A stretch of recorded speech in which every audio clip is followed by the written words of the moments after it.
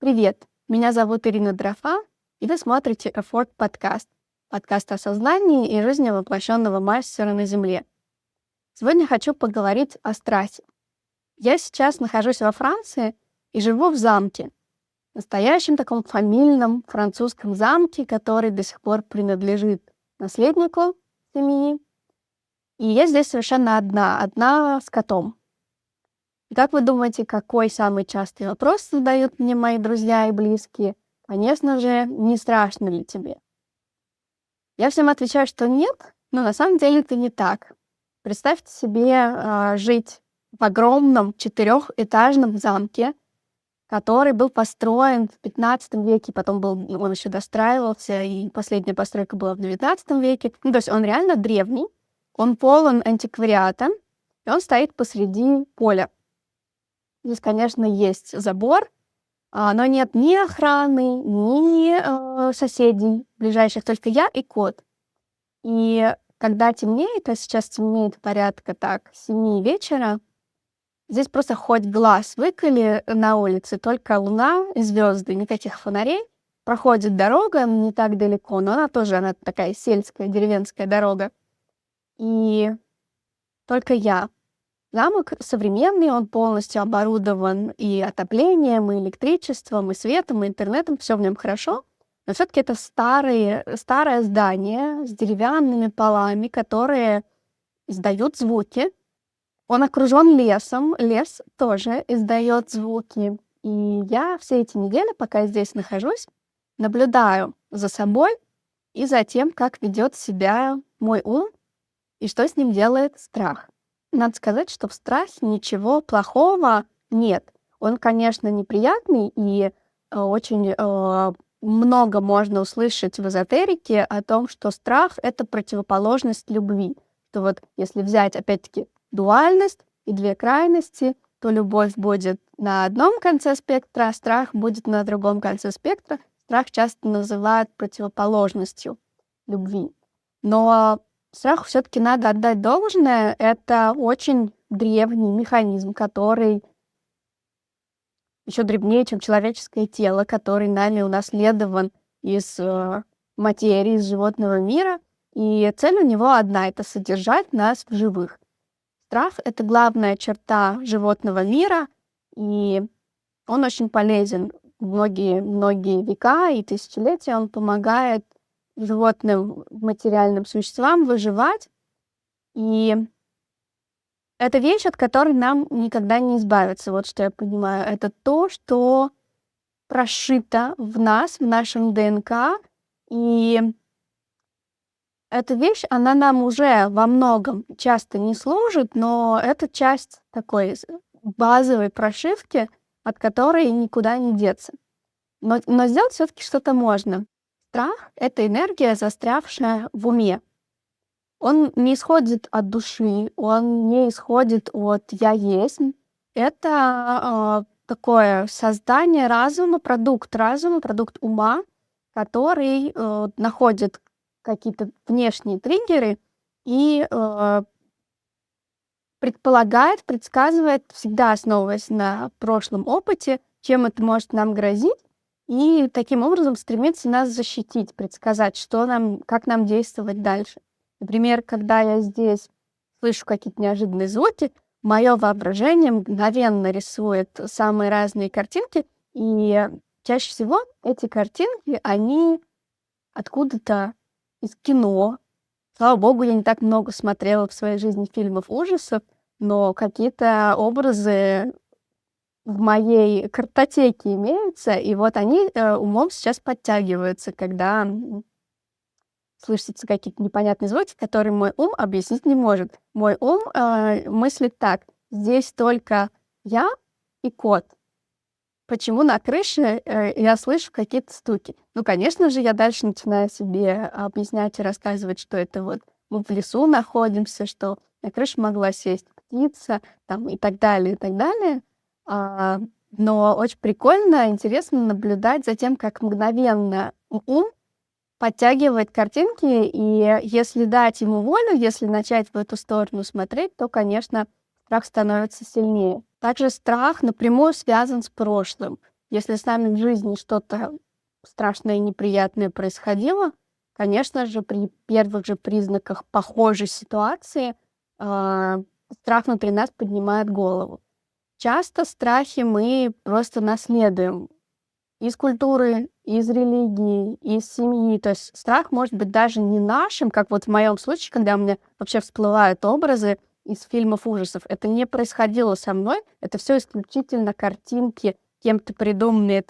Вообще в реальности этого не было, и ни с кем из живущих на Земле людей не происходило. Но так работает ум. Он воспринимает образы, он образами оперирует, и он их складывает у себя в копилочку. И классно это понимать, что страх часто вообще ко мне отношения не имеет никакого. Когда я чувствую страх, мне помогает задать себе вопрос: это сейчас реальная какая-то ситуация или это прошлый опыт? Даже в случае, когда вот я в замке, а, поздно вечером, в темноте, я ложусь спать, и я слышу звуки, происхождения которых я не знаю. Я себя спрашиваю, откуда этот страх? И те образы, которые возникают в моей голове, те идеи, которые возникают в моей голове, вызванные этим звуком, они насколько реальны, откуда я их взяла? И мне помогает наблюдать за собой и сначала принять тот факт, что а, вот он этот страх, я прямо его отдельно от себя наблюдаю, чувствую, как это. Это не эмоция, это глубже, чем эмоция, это именно физическое состояние, когда у тебя узлом в животе начинает завязываться энергия, и это состояние застоя энергии, когда ты должен сжаться и принять решение: притвориться мертвым или бежать, бей или беги, да, то есть или напасть на источник страха, если это возможно. И вот эта история про бей или беги, вот это вот бей, нападай на то, что является источником страха, это выход в действие. Мне это очень помогает. Тоже я часто этим пользуюсь, когда я сомневаюсь, когда мне страшно, я просто делаю шаг вперед и задаю при этом самой себе вопрос: я сейчас позволю, то есть у меня есть выбор, я либо позволю страху взять верх над ситуацией, и часто это ведет к тому, что я замираю и не действую никак, либо я вернусь к тому, что изначально было моим мотивом: что-то сделать, куда-то поехать, куда-то прийти. Например, да, там вот эта история с замком. Я задаюсь вопросом: а я сейчас кому отдаю бразды правления, кому отдаю власть над ситуацией? Я либо боюсь, и тогда страх мной управляет, либо я вспоминаю о том, что я приехала сюда в замок ради этого опыта. Мне было интересно, я чувствовала вдохновение. Каково это — пожить в старинном замке? Я либо могу сейчас получить максимум удовольствия от этого опыта и полностью его вобрать в себя и прожить эти несколько недель радостно и впитывая этот потрясающий опыт, исследуя, ходя по комнатам, где я не хожу обычно, по всем этим 4 этажам, или зажаться и в страхе провести несколько недель на одном каком-то маленьком обжитом пятачке этого замка и больше никуда за эти рамки не двигаться. И обычно, когда ты вот так вот зажимаешься, это кольцо, оно еще будет вот так вот сужаться вокруг тебя. Еще другой пример. Я помню, когда я готовилась к переезду в Португалию. Я тогда жила в Москве, была пандемия, она заканчивалась уже, и я вдруг почувствовала это яркое, очень сильное желание. Я поняла, куда я хочу переехать. Я хочу жить в Португалии. И это было очень страшно. Это сжечь все мосты, это бросить все, не имея в Португалии ничего, чтобы меня там ждало, звало, бросить все в Москве, оставить работу, оставить друзей, оставить налаженный образ жизни, оставить родителей, которые неподалеку от Москвы, просто уехать в никуда, где меня ничто и никто не ждет, где я не знаю языка, где у меня нет работы, где у меня нет документов. Но я при этом чувствовала такую сильную тягу, такое сильное вдохновение, что я начала действовать. И это действие, оно само меня еще больше затягивало в этот процесс, когда начинаешь действовать, когда делаешь один шаг, потом другой шаг. И понимаешь, что за страхом, в общем-то, ничего не стоит, кроме прошлого опыта, кроме сомнений ума, которое основывается на том, чего нет, на том, чего он не знает, или на том, чего уже нет, потому что это был прошлый опыт. А возможно, это был и не твой опыт. И вот действовать очень помогает мне в этой ситуации, в любой ситуации страха. А когда ты действуешь, у тебя, наоборот, вектор внимания направлен вперед. И каждым новым шагом тебе открывается новый угол обзора, новые вводные, новая информация, и в этом нет страха.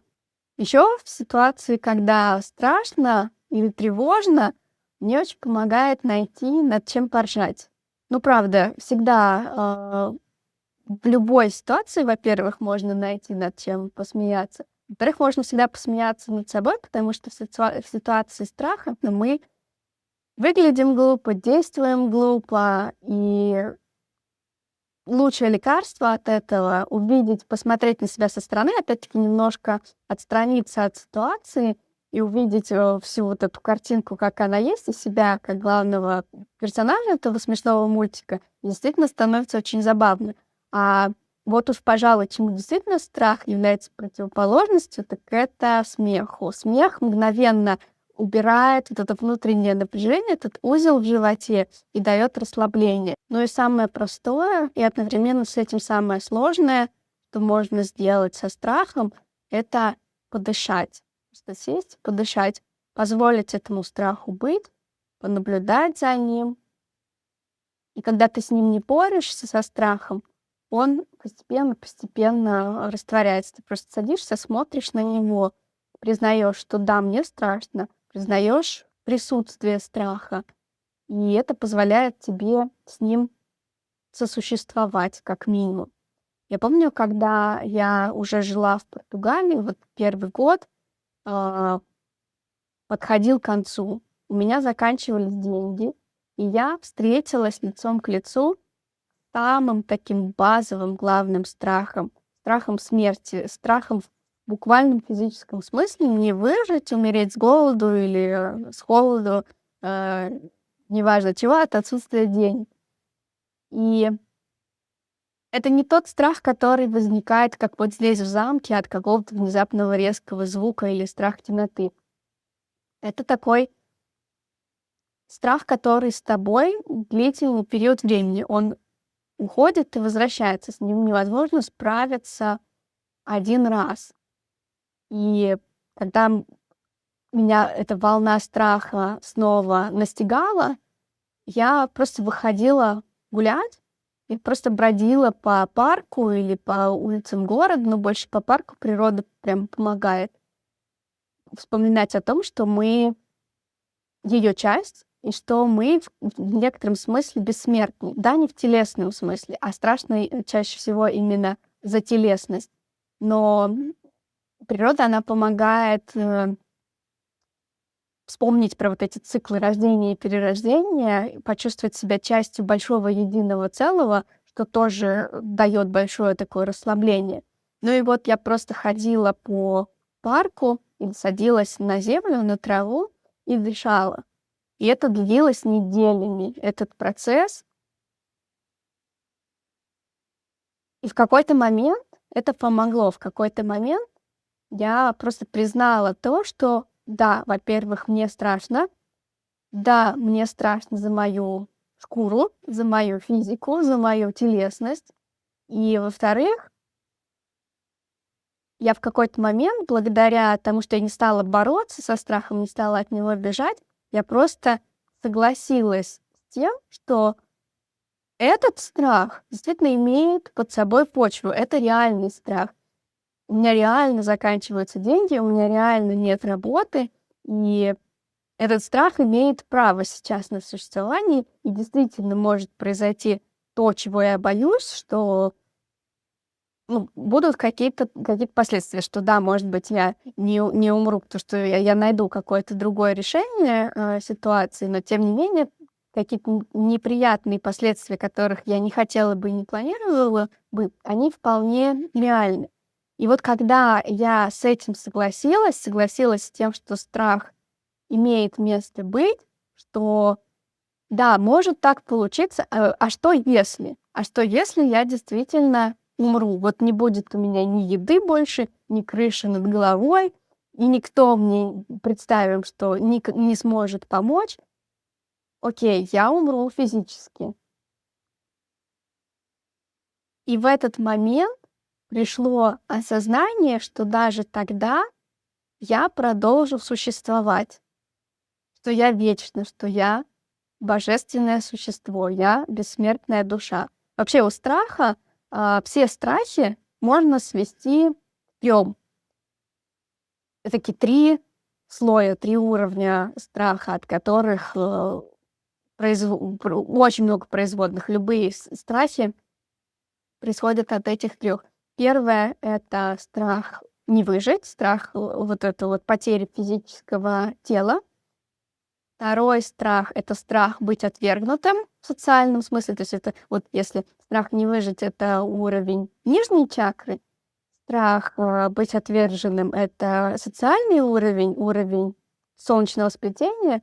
И есть еще третий уровень, такой более экзистенциальный — страх не существовать. Страх, что я перестану существовать, и страх, что ничто не существует. И из этого страха происходит обычной религии и эзотерика, вот это вот искание, а что дальше, а что происходит после смерти, потому что очень трудно согласиться с тем, что а что, если я исчезну вообще.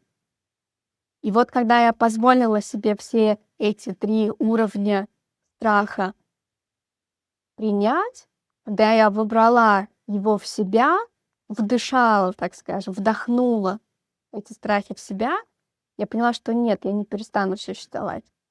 Я буду существовать всегда. И я всегда существовала. Я часть огромного единого целого, и в то же время я суверенна. И я не растворюсь никогда, как капелька в океане, и не забуду о том, кто я такая. И точно так же я являюсь этим океаном. Страх исчезает, когда мы перестаем отдавать ему свою силу. Страх нам показывает, где у нас еще есть зажатость, где есть какие-то вещи, на которые мы не хотим смотреть, и тем самым дает нам возможность их исцелить.